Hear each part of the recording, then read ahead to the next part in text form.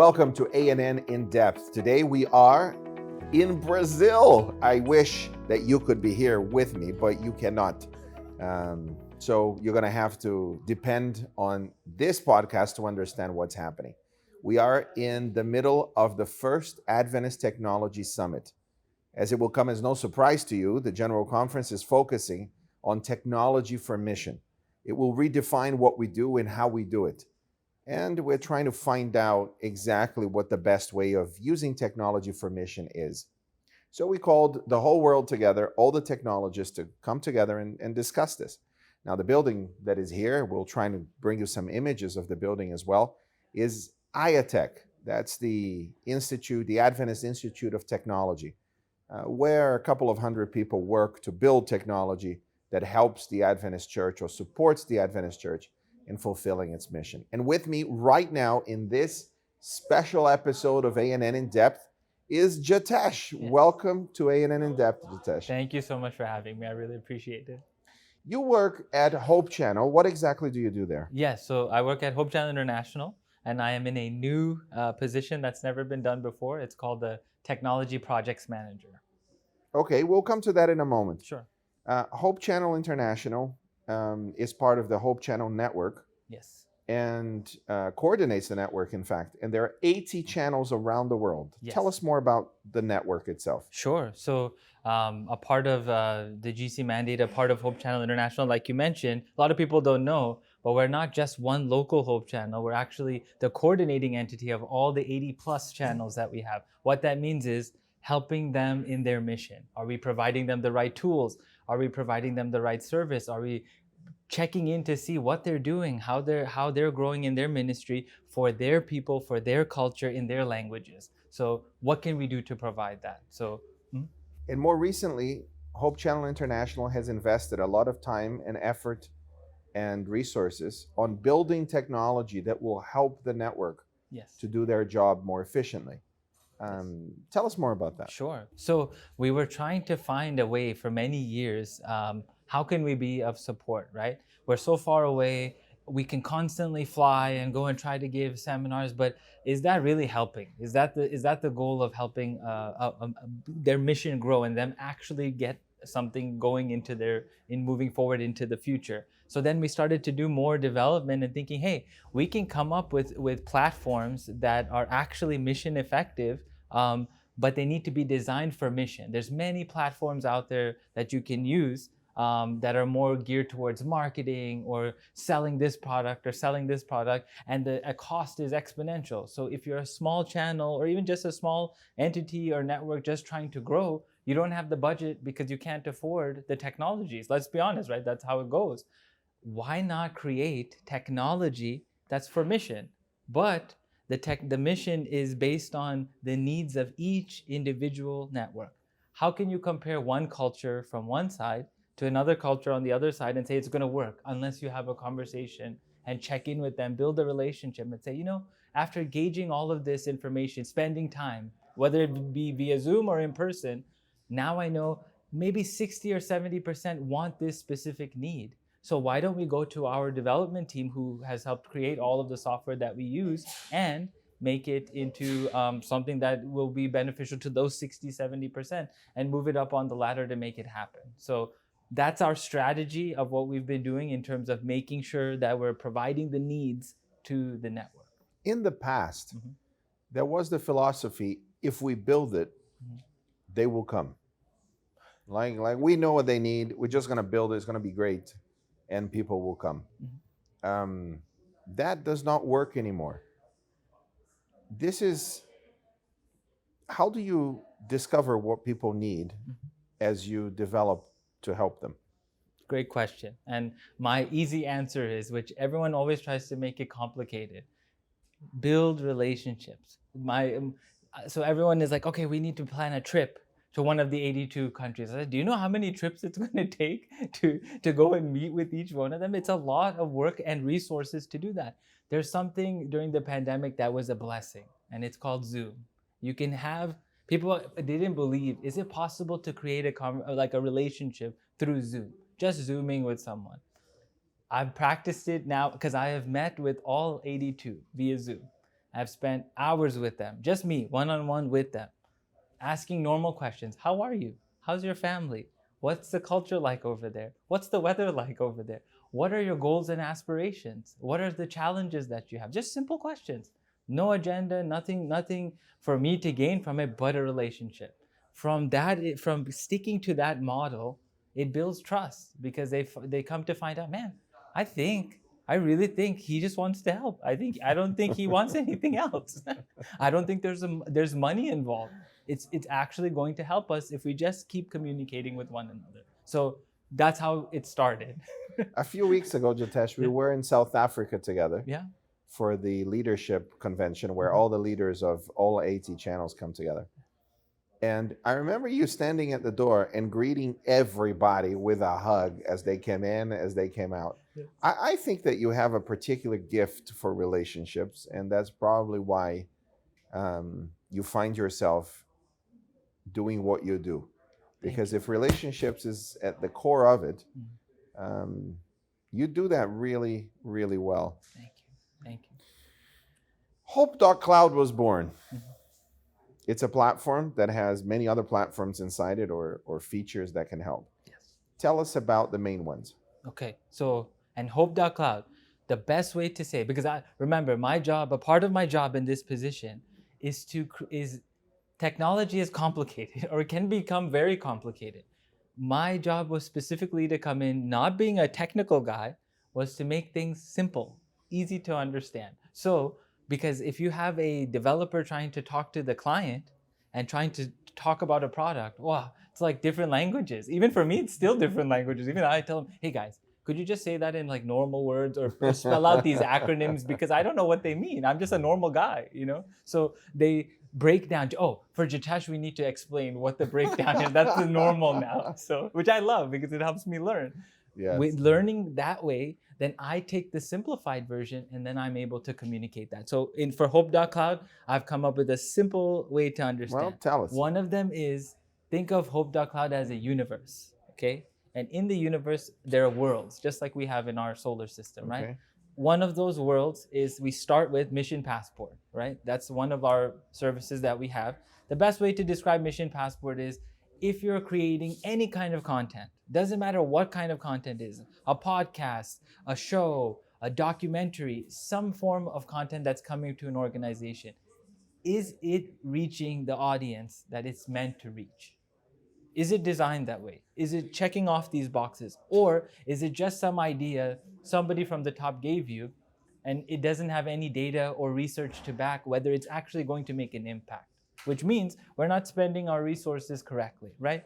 Mission Passport is to help ask those questions. Hey, is it? And let's talk about it. Let's talk about, is this going to reach the audience that we want to reach? So in the Hope.Cloud universe, if you visit the planet dedicated to developing ideas, Mission Passport, that planet, is going to help you conceptualize your idea, put measurable indicators in it, and give, I suppose, administrators the tools they need to approve funding and to measure the effectiveness of it. Perfect way to say it. In a simple way. Simple, easy to use way. Excellent. Okay, what other world do you have on it? From Mission Passport, we go to the world of Jetstream. And Jetstream has now branched into many areas, but Jetstream Studio is what we focus on the most.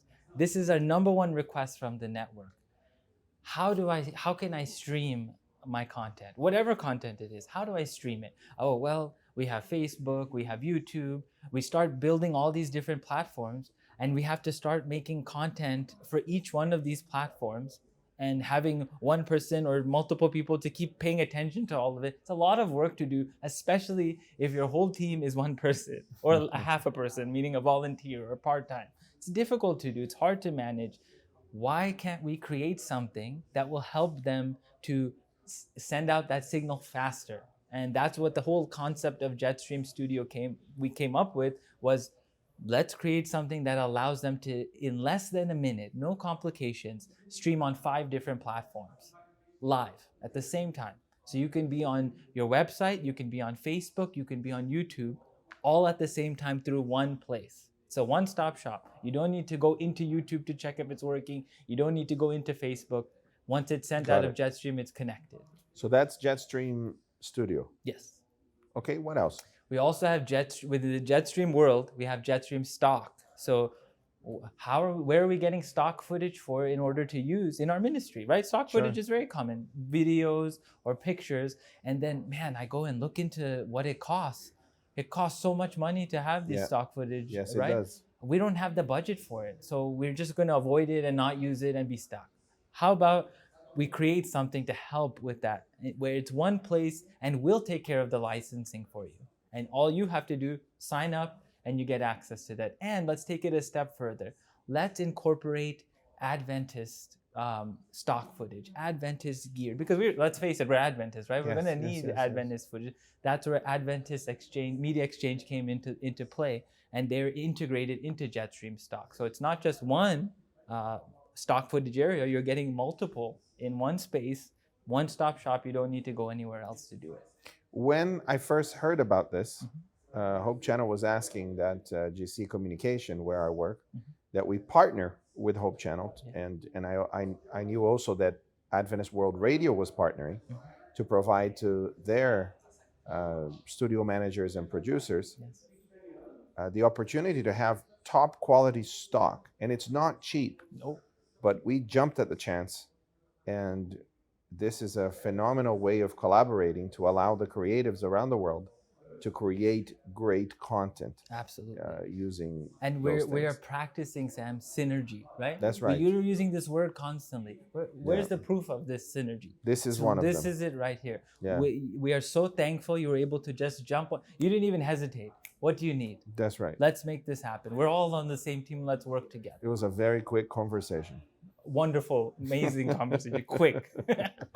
Okay, what other planets are there? So from the Jetstream planet, we move to what we call our website and apps. So that's more geared towards Hope Channel, but it's a very important, right? Because you want to stream this footage or you want to have a place where your content is consumed.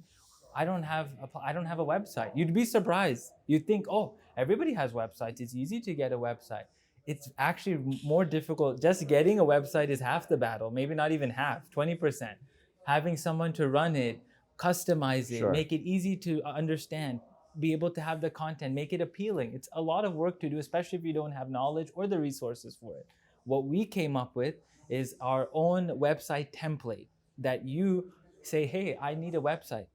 We're happy to help you with that. All you need to do is we'll give you a quick demo.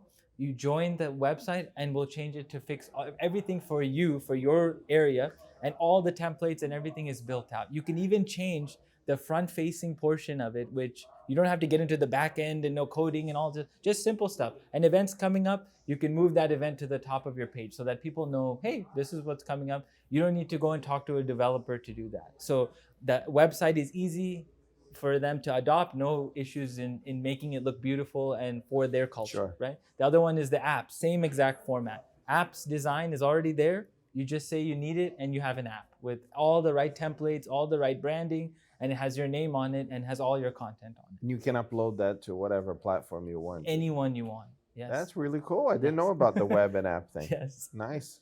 Then the last one in there, the last world, I have to finish because we're almost done with the world. So the last one is Hope.Study. So Hope.Study is the final world that we've been working on. And our goal there was to create a beautiful, interactive Bible study. Sounds easy, right? Sounds, hey, there must be plenty of those out there. In reality, there are not, actually. There are Bible platforms out there, but is there one that you create every ounce of it, every detail of it to be what you want it to be?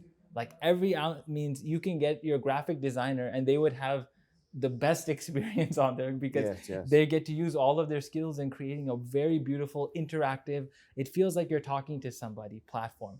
The idea of Hope.Study is to also create a follow-up process. So once the Bible study course is easy to click on, what's the follow-up? Is building a relationship with that person. So there's something called the mentor app that we've created, or mentor process, where you have a real person that connects with you after you finish that and chats with you, has a conversation with you, and maybe in that conversation says, hey, we have a small group that meets once a week. if you'd like to join, we were happy to have you. So the idea is to not just have a Bible study, but have a church, have a group, have an organization built behind it to support it. So it becomes a digital person into a real person that you have a relationship with. Sure. Yeah. Jitesh, what's next for in your view, as you interact with various Hope channels everywhere? Yeah. What's next for the interaction that you have with the channels that are small? How do you think what you are developing at Hope Channel International, based on their needs, as they adopt it, what change do you think it will really make for them?